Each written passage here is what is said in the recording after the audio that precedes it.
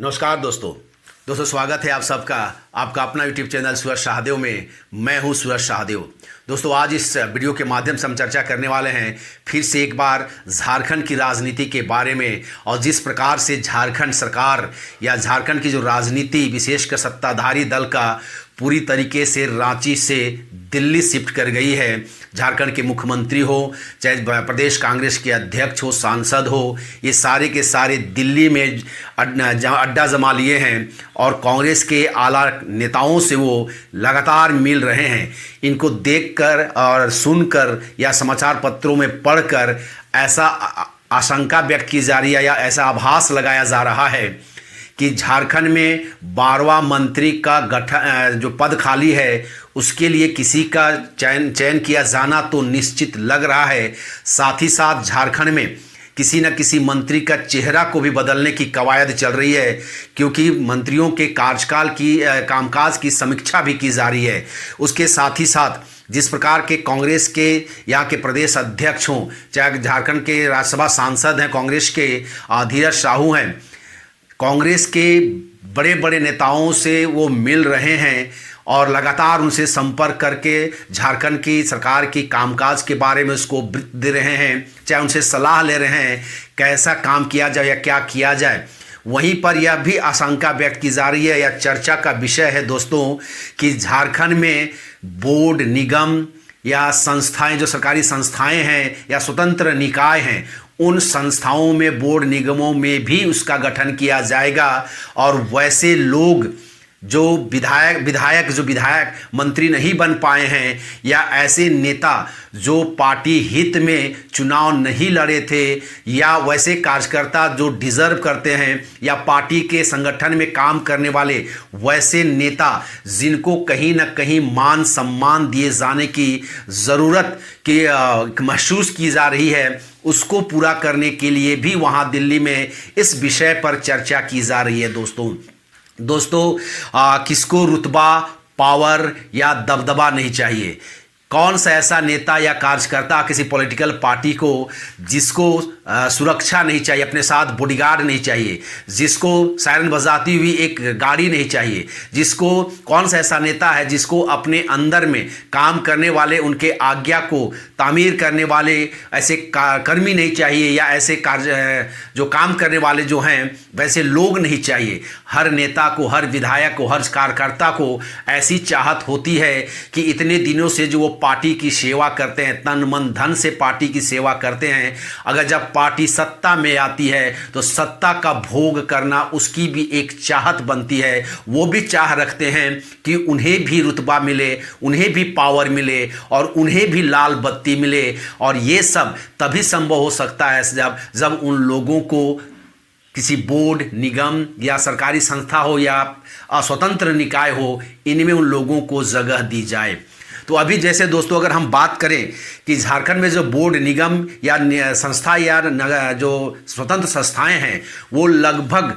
43 के आसपास होते हैं। 34 तो बोर्ड निगम है, 20 सूत्री कार्यक्रम आते हैं, उसके अलावा भी कुछ स्वतंत्र निकाय हैं जिस पर लोगों को एडजस्ट किया जा सकता है और इसमें जो नियुक्ति होती है वो सरकार के स्तर पर की जाती है, यानी सरकार जिसको चाहे उसको वो यहाँ बना सकते हैं। और इसी में लोगों को, नेताओं को एडजस्ट करने की बात आ रही है, क्योंकि जो विधायक मंत्री नहीं बन पाए हैं उनके अंदर भी कुलबुलाहट है कि वो भी लाल बत्ती में चले, उन्हें भी कैबिनेट मंत्री का स्तर का दर्जा मिले। इसको लेकर के वे भी लगातार अपने शीर्ष नेताओं से संपर्क में हैं या वार्ता कर रहे हैं और मांग कर रहे हैं कि झारखंड के बोर्ड निगम का गठन किया जाए। और मुझे कयास लगाया जा रहा है दोस्तों कि बहुत जल्द इसमें फैसला लिया जाएगा। तब वही बात आती है दोस्तों कि बंटवारा, क्योंकि यहाँ पर गठबंधन की सरकार है और झारखंड मुक्ति मोर्चा, कांग्रेस और आरजेडी तीनों ही दल मिलकर सरकार चला रहे हैं। वामपंथियों का की सपोर्ट इनको मिलता है। जब बारी आएगी बोर्ड निगम में जगह देने की तो फिर सीटों का बंटवारा कैसे होगा? जिस प्रकार से हम जानते हैं कि झारखंड में जो अभी जो महागठबंधन की सरकार है, इस सरकार में अभी जो मंत्री का बंटवारा हुआ है या कैबिनेट का जो बंटवारा हुआ है वो 7-4-1 के आधार पर हुआ है, यानी कि 7 मंत्री आपके जो है झारखंड मुक्ति मोर्चा के होंगे तो 4 कांग्रेस के होंगे तो 1 आरजेडी के होंगे। ऐसा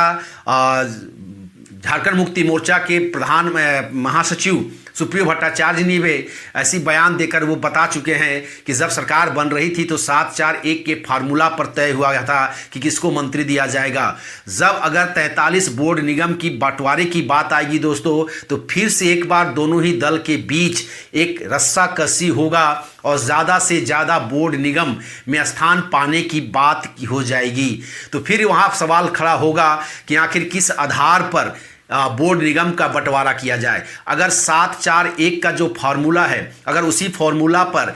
बोर्ड निगम का भी बंटवारा किया जाएगा तो मुझे लगता है झारखंड मुक्ति मोर्चा के हाथ में जो हिस्से में जो आएंगी वो 25 बोर्ड निगम का हिस्सा आएगा। तो वहीं अगर कांग्रेस की बात करेंगे तो 4 के हिसाब से कांग्रेस के पास 14 बोर्ड निगम का दावेदारी बन सकता है। तो अगर हम आरजेडी की बात करें तो उसके हिस्से में भी 4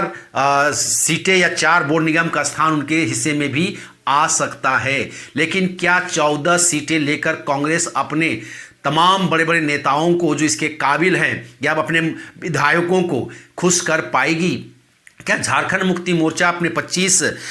जो बोर्ड निगम है उसको अगर उसको मिल जाती है तो हो सकता है वो अपने, चूंकि 7 विधायक उनके मंत्री हैं तो 30 में से 7 23 उसके विधायक बनते हैं और 23 के 23 विधायक को एडजस्ट किया जा सकता है। लेकिन विधायकों से भी कभी कभी बहुत ज़्यादा जो काम वैसे लोग करते हैं जो चुनाव नहीं लड़ते हैं, जो पार्टी के थिंक टैंक होते हैं, जो पार्टी के स्ट्रेटेजी बनाते हैं, वैसे लोगों को भी एडजस्ट करना निहायत ज़रूरी होता है, वरना पार्टी में एक असंतोष की फूटने की एक जगह हो जाती है, एक आशंका व्यक्त की जाती है। इसलिए झारखंड मुक्ति मोर्चा के लिए भी यह बहुत बड़ा सिरदर्द होने जा रहा है दोस्तों। कांग्रेस के लिए तो होगा ही होगा। वहीं अगर हम बात करें दोस्तों एक निगरानी समिति, झारखंड में भी 20-21 सालों में निगरानी समिति का जो गठन किया गया था उसमें बाबूलाल मरांडी जी ने सिर्फ और सिर्फ अपने कार्यकाल में निगरानी समिति का गठन किया था और पार्टी के कार्यकर्ताओं को लगभग 100 से 150 लोगों को उसमें उन्होंने एडजस्ट करने का काम किया था। लेकिन उसके बाद के सरकारों ने किसी ने भी निगरानी समिति का गठन नहीं किया, इसको दरकिनार कर दिया गया है। वहीं अगर हम बात करें दोस्तों 20 सूत्री कार्य समिति की, जो 20 सूत्री कार्य समिति है उसमें अगर पार्टी अगर इसको गठन करती है तो लगभग पार्टी के नेताओं या कार्यकर्ताओं को 2000 से 2500 ऐसे कार्यकर्ताओं को उस पर एडजस्ट किया जा सकता है। क्योंकि इसका गठन जो है केंद्र से लेकर जिला और जिला से लेकर प्रखंड स्तर तक किया जाता है। हालांकि केंद्र में जो इसका प्रदेश में जो इसका अध्यक्ष होते हैं वो मुख्यमंत्री होते हैं और प्रखंड स्तर में या जिला स्तर में जो इसके जो अध्यक्ष होते हैं वो पदेन प्रभारी मंत्री होते हैं। वहीं इनके उपाध्यक्ष बनाए जाते हैं जो पार्टी के विधायकों को या पार्टी के कार्यकर्ताओं को बनाया जाता है। तो इसमें लगभग 2000 से 2500 लोगों को इस पर एडजस्ट किया जा सकता है। वहीं अगर निगरानी समिति का गठन कर दिया जाए तो उसमें भी सैकड़ों लोगों को एडजस्ट किया जा सकता है। हालांकि बाबूलाल मरांडी जी के बाद निगरानी समिति किसी भी सरकार ने अपने अंदर इसको नहीं बनाई थी। जो सरकारी कामकाजों में या सरकारी संस्थाओं को देखरेख करते थे या सरकार की जो योजनाएं थे उस योजनाओं को आम लोगों तक या जनता तक पहुंच पा रही है या नहीं पा रही है, इसकी ये निगरानी करते थे। लेकिन बाद की किसी सरकार ने इसकी पहल नहीं की थी या इसको एक प्रकार से ठंडे बस्ते में डाल दिया था। मुझे उम्मीद है कि हो सकता है हेमंत सरकार में इस निगरानी समिति को फिर से एक बार लागू किया जाए और लोगों को उस पर एडजस्ट किया जाए। लेकिन देखना दिलचस्प होगा दोस्तों कि जिन विधायकों को मंत्री नहीं मिला है या वैसे नेता जो एमपी तो नहीं बन सकते, एमएलए तो नहीं बन सकते हैं, या वो अच्छे नेता हैं लेकिन वो रिजर्व सीट से आते हैं, उनके विधानसभा सीट भी रिजर्व है तो उनका लोकसभा सीट भी रिजर्व है, उनके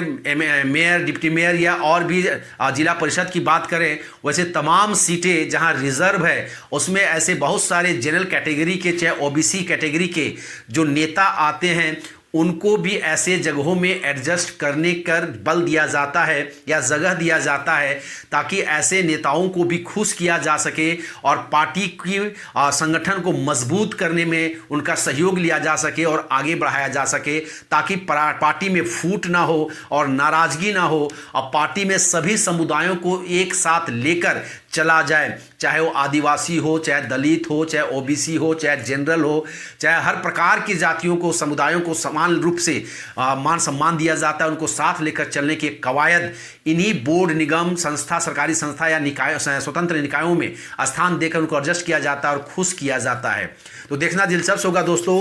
का इस मुझे लगता है कि जून के अंतिम सप्ताह या जुलाई के प्रथम सप्ताह के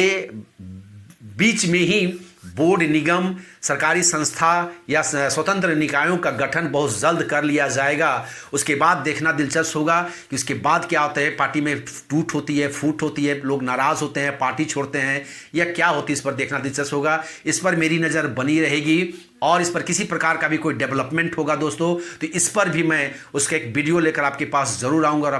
आपको जानकारी से अपडेट कराता रहूँगा। दोस्तों यही था आज के बारे में, आज झारखंड की राजनीति के बारे में जानकारी। अगर ये वीडियो आपको अच्छी लगी हो तो इस वीडियो को ज़रूर आप लाइक करें, मेरा हौसला अफजाई करें और अपना मान सम्मान मुझे देने की कष्ट करें। दूसरी बात, अगर ये वीडियो पसंद आए तो लोगों के साथ, दोस्तों के साथ इसको ज़रूर शेयर करें और अगर इस चैनल में आप नए हैं तो इस चैनल को ज़रूर सब्सक्राइब कर लें दोस्तों, ताकि मैं कोई भी नया वीडियो अगर आपके लिए डालूं तो उसका नोटिफिकेशन, उसकी सूचना आप तक स्वतः पहुंच जाए और आप उस वीडियो को बिना किसी से मदद लिए या इधर उधर खोजे हुए ही उस वीडियो को आप देख सके दोस्तों। तब तक के लिए दोस्तों नमस्कार, जय हिंद।